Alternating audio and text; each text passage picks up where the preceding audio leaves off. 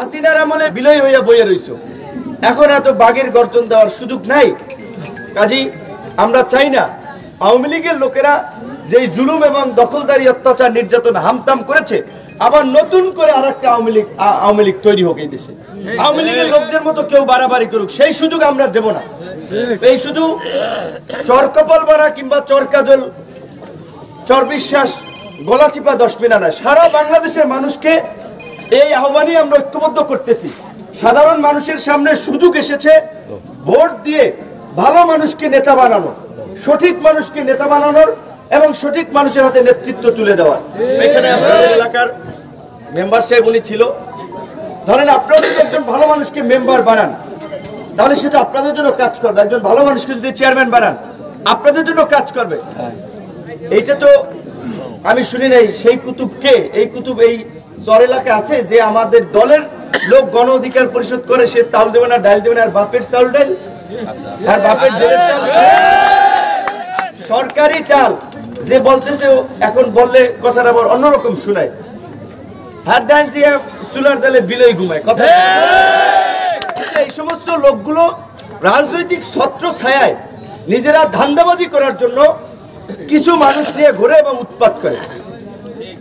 এই ক্ষেত্রে আমি জানতাম না, এখন জানলাম। এইখানে আমরা প্রয়োজনে ইউনোর চেয়ারম্যান সাহেব স্বাভাবিকভাবেই চেয়ারম্যান, পৌরসভার মেয়র, উপজেলা চেয়ারম্যান সেগুলো বাতিল হয়ে গেছে, সিটি কর্পোরেশন মেয়র, ইউনিয়ন পরিষদের চেয়ারম্যানরা আছে। বেশিরভাগ যেহেতু আওয়ামী ঘরানার চেয়ারম্যান ছিল কাজী তারা একটু আতঙ্কে থাকে। কোনো রাজনৈতিক দলের নেতারা তাদের ঝামেলা করে সমস্যা করে, এই কারণে তারা নিজের মতো করেও কাজ করতে পারে না, অনেকে জোর জুলুম করে। এখানে ইউনো আছে, ডিসি আছে, তাদের সাথেও কথা বলবো। ইতিমধ্যে আমরা বলেছি যে সব দল গণ অধিকার, এখানে ইসলামী আন্দোলনের লোক আছে, জামাত থাকতে পারে, অন্যান্য দল, সব দলের লোকেদের সমান সুযোগ থাকবে। রাজনীতি করার কারণে মাতব্বরি করার সুযোগ নেই। যারা মাতব্বরি করবে একেবারে সাইজ হয়ে যাবে, পরিষ্কার কথা। আওয়ামী লীগ কোন রাজনৈতিক দল এখন ক্ষমতায়, তাহলে কোন রাজনৈতিক দলের উৎপাত করার সুযোগ আছে? যারা উৎপাত করবে তাদেরকে আপনারা ভোটের মাঠেও প্রত্যাখ্যান করবেন এবং নেতাগিরি খাতাগিরি খালে বিলে সম্মুখে নেতাগিরি খাতাগিরি করার সুযোগ নাই। যারা নেতা হবে তারা মানুষের ভাই, বন্ধু, সহকর্মী, সহযোদ্ধা হবে। নেতা হবে, মানুষের কাছে যাবে। রাজনীতি কি? রাজনীতি একটা সমাজ সেবা। নিজের পকেটের পয়সা খরচ করে যারা রাজনীতি করতে পারবে, ঘরের খাইয়া বনের মহিষ চালাইতে পারবে, তারা রাজনীতি করে। ধান্দাবাজি, চান্দাবাজি, নেতা গুন্ডামি মাস্তানি করার জন্য রাজনীতি না। এটা এতদিন চলছে, এখন চলবে না। এই যে আপনাদের চরশিবার একটা ছেলে, তার নাম রাসেল, তার বাড়িটা বিলের মধ্যে, তার বাড়িতে যাওয়ার রাস্তা নাই, অনেক কষ্ট করে সেই ছেলেটা পড়ছে। এই চর বিশ্বাস এবং চরকাজলের রাজনৈতিক কারণে সবচেয়ে ধরেন বিএনপির লোকেরা একটু বেশি ঝামেলার মধ্যে ছিল আওয়ামী লীগের লোকের, কারণ তারা প্রধান দল হিসেবে।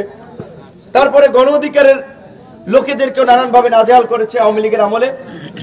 বিএনপি গণ অধিকারের চেয়েও ওই ছেলেটার যে সমস্যা ছিল সেটা নাই বললাম, আশপাশের অনেকে তাকে ডিস্টার্ব করতো, তার পরিবারকে হুমকি দিত।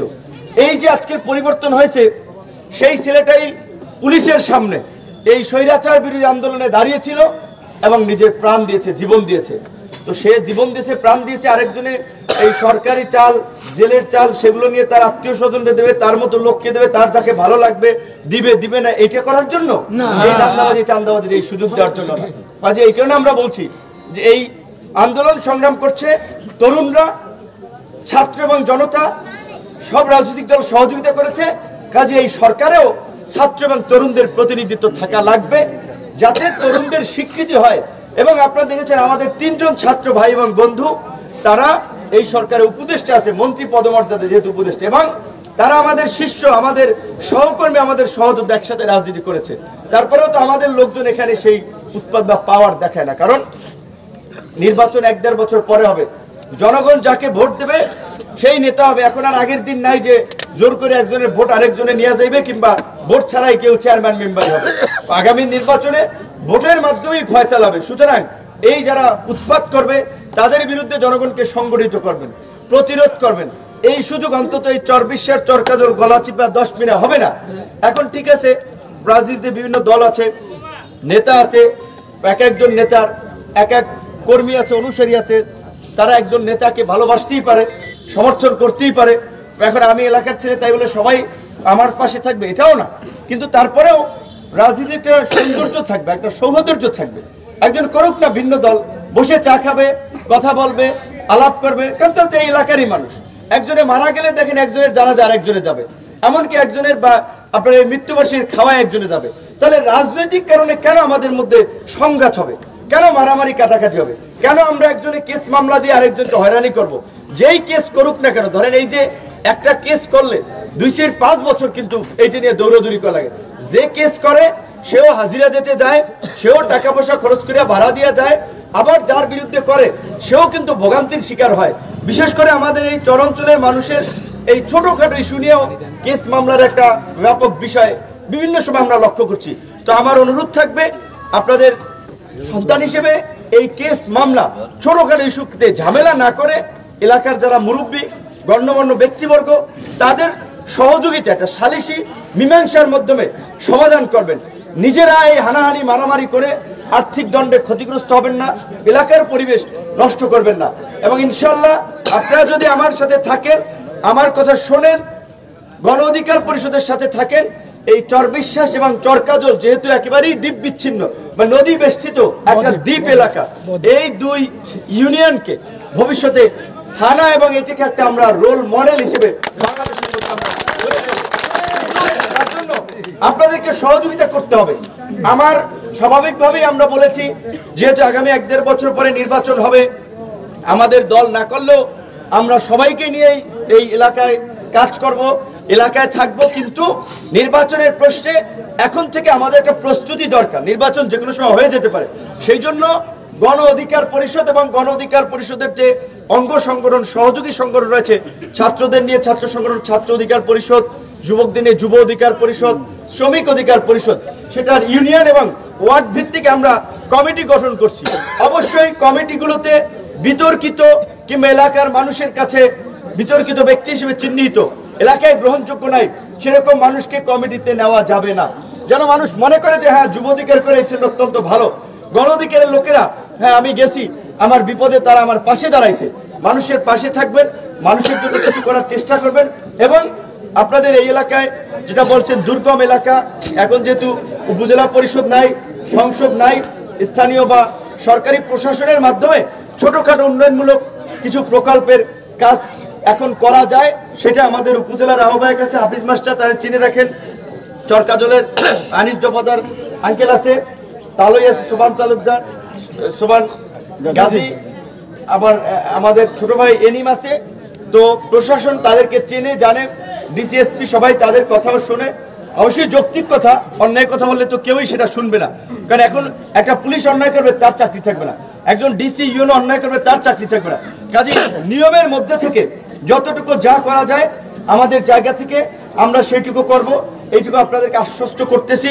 ব্যক্তিগত জায়গা থেকে এবং সরকারিভাবেও যতটুকু করা যায়, কারণ আমাদের পরিচিতি আছে, নেটওয়ার্ক আছে, মানুষ চেনে, সুতরাং আমরা করতে পারবো। এলাকার সকলের প্রতি, অন্যান্য দল মত যারা করেন তাদের প্রতিও অনুরোধ থাকবে, যে কথা আছে যে আপনার এই যে আজকে যদি এই এলাকাটা এলাকার ভাই হিসেবে, এলাকার সাধারণ মানুষ হিসেবে যারা ঢাকায় যায়, কোনো একটা বিষয় আমার সাথে যোগাযোগ করছে, আমি চেষ্টা করছি তাদেরকে যতটুকু পারি সহযোগিতা করার জন্য। তো এখন আমরা আগামীতে নির্বাচন করব, এলাকার লোক হিসেবে আপনারাই যদি সেটাতে সমর্থন না দেন, তাহলে বাইরের মানুষ সেটাতে সমর্থন করবে। আপনারা শহর তর অমুক তমুকের পিছিয়ে যাইয়া কি করবেন বলেন? সে আপনাদেরকে আসলে কি করবে? ব্যবহার করবে। আপনাদের দিয়ে এই চর দখল, খাল দখল, বিল দখল, ঘের দখল করাইয়া মানুষের মাঝে আপনাদেরকে বিতর্কিত করবে, খারাপ করবে। আমরা সেই নির্দেশনা দেব না। কাজে আপনাদের প্রতি দাবির জায়গা থেকে বলবো যে আপনারা এলাকার ভাই হিসেবে আমার সাথে থাকেন, গণ অধিকার পরিষদের সাথে থাকেন।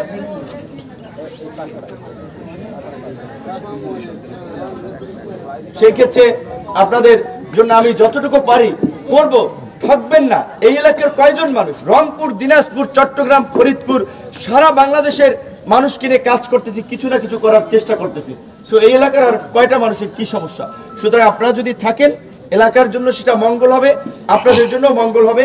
আপনাদের সকলের সুস্থতা এবং উজ্জ্বল ভবিষ্যৎ কামনা করে আমার বক্তব্য শেষ করছি। শুধুমাত্র এখানে তারা বলছে যে কেন্দ্রীয় মসজিদ, আমার ব্যক্তিগতভাবে থেকেও আমরা একটা ফান্ড দেব এবং উপজেলা প্রশাসন, জেলা পরিষদের চেয়ারম্যান কিন্তু নাই, ডিসি চেয়ারম্যান, তাদেরও কিছু ছোটখাটো ফান্ড থাকে, সেটা এই আনিস দফাদ আঙ্কেল তাহলে এনিভার্সে তারা আলোচনা করে সেখান থেকেও একটা বরাদ্দ এনে দেওয়ার চেষ্টা করবে। এবং রাস্তা সরকারি ছোট বরাদ্দের রাস্তা থাকে, এখন যেহেতু নির্বাচিত সরকার নাই, ছোটখাটো যতটুকু করা যায় সেইটুকু। আমি তো এখন চলে যাব ঢাকায়, কিন্তু আমার প্রতিনিধি হিসেবে তাদেরকে ডিসি চেনে, এসপি চেনে, ইউনো চেনে, ওসি চেনে, সুতরাং আমার যাওয়া যে কথা তারাও এসপি কিংবা ডিসি অফিস, ইউনো অফিসে যাওয়া একই কথা, তাদের মাধ্যমে সেই কাজটুকু করাতে পারবেন এবং আমি তো অবশ্যই ফোন দিয়ে দেবো এবং খোঁজ খবর রাখবো। সবাই ভালো থাকবেন, সুস্থ থাকবেন, আল্লাহ হাফেজ।